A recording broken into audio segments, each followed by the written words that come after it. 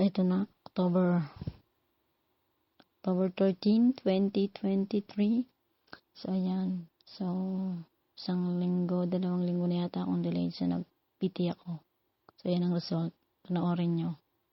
So, 2 years na kaming kasal ng asawa ko. Tapos, yan. Siyempre, gusto ko din magkaroon ng babies. Siya, meron siyang 2 anak sa una. Ako wala. So, ayan. Thank you, Lord. Nag-positive na siya. So, ayan. Ang aming baby is coming. So, ayan. So, itong aking first check-up sa aking OB-GYN na hospital dito. Hindi siya hospital, mas lang siya clinic. So, first check-up para malaman kung anong lagay ng ng aking pinagbubuntis. So, yung dito, walang bayad kasi nasa insurance siya ng asawa ko. So, wala kang binabayaran. Doon yung nila kinukuha yung bayad sa insurance. So, ang aga namin, kami yung unang pasyente rito. So, wala pang tao. Minsan marami yung dito, mga 2, 3, 4 na mga buntis, nakaabang na dyan. So, maaga schedule namin, kaya kami lang ng asawa ko. So, ang check-up mo rito is like every month, or every once a month hanggang mag-abot ka ng 8 months. Tapos, pagdating ng 9 months, so every ka na check upin every week. So, tinitingnan nila yung baby mo, kung maayos. Tapos, siyempre, kailangan mong uminom ng vitamins. So, yan. Sumunod ka lang sa ng doktor. So, dahil nga, medyo maedad na tayo ayan, meron silang in-offer sa akin na malalaman kung yung anak mo ay may depekto o hindi sa pamamagitan lang ng blood test. So, yung blood test ko, yan, yung ni baby, pinadala sa California yung aking blood test para malaman kung okay ba yung anak ko, kung meron siyang sakit na, yung sakit ng baby. So, thank God, wala naman. So, bumalik yung resulta after 2 weeks. So, thank you Lord, wala naman. So, ito yung clinic, yung aking pinapatsikapan. Yan yung maliit siya na clinic na. So, clinic siya, pero meron siyang hospital. So, ito lang yung maliit na na clinic nila. Dito, pag mga buntis, dito ka lang nila i-check up, ultrasound, kung ano-ano pa, tas ihi, tine-check up nila. Pero, meron silang hospital na malaki, kung saan doon ka manganganak. So, iba yung hospital nila, at saka itong check-upan ng mga buntis. So, yan yung pakita ko lang sa inyo yung lugar. Maganda naman siya, mabait naman yung mga OB, yung mga nurse na mag-check up sa'yo.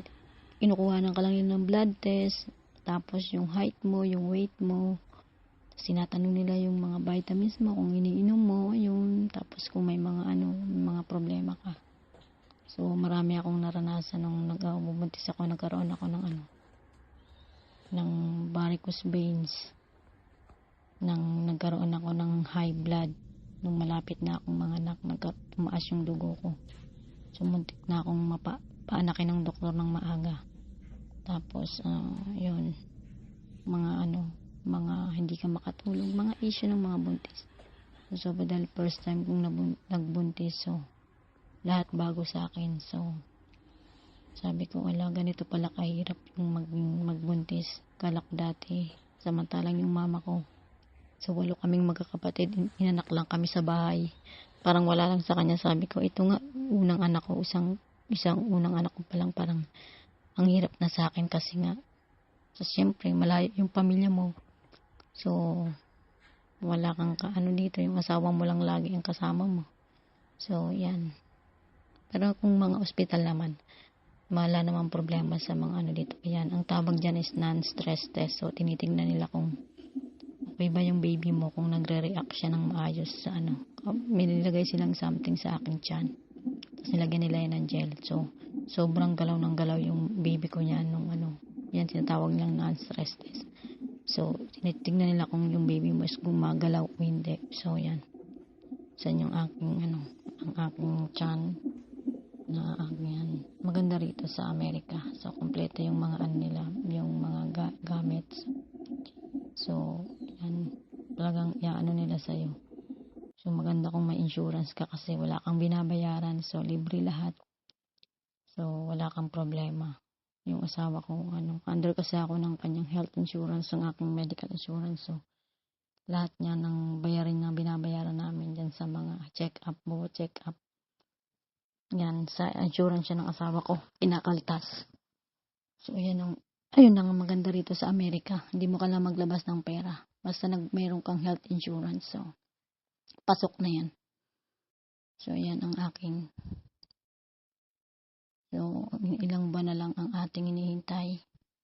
So, yan. Dito sa aking school na pinagtrabahuan, nagulat ako, meron silang surprise gift sa akin para sa aking baby. So, yung mga teacher tsaka yung mga staff, nagambagan sila ng mga something na ibibigay nila sa akin. So, yan. Yan ang aking pagbubuntis. So, yun na lang. Mahirap. Okay lang naman yan ang aking Filipino community na pinupuntahan ko na nagbigay din sa akin ng baby shower. Yan sila. Mababait yan sila. Yan, tumutulong sila yan sa akin ng yan. Para sa gamit ni baby. So, malaking tulong na rin. So, makakatipid ka. So, yan. Nag-organize sila ng baby shower. Simpleng baby shower. Saan ang aking yung aking pubuntis. So, makikita nyo dyan yung first month to 9 months. So, ang susunod na vlog, alam niyo na, pag-iri, ang panganganak. So, yan ang aking mga So, yan, nakaano pa ako yung galing ako sa work. So, yan yung mga picture na kinukuha ng asawa ko. Yan, nagpapacheck up kami sa mga clinic. Yan, tapos yan. So, medyo malamig pa rito, kaya lagi kaming medyo paalis pa lang, medyo malamig, yan, medyo tag-init na, kaya yan, nakaano na tayo. So, first time nating nag-dress. Yan yung aking mga picture habang ako buntis. So, ayun lang. Umattend kami ng ng birthing class para malaman mo kung paano ka manganganak. So, yan. Lang naman siya. Maganda naman siya para prepared ka sa mga na bago ka manganak. So, may mga kung paano mag-alaga sa baby. So, yan lang. Maraming salamat. Thank you.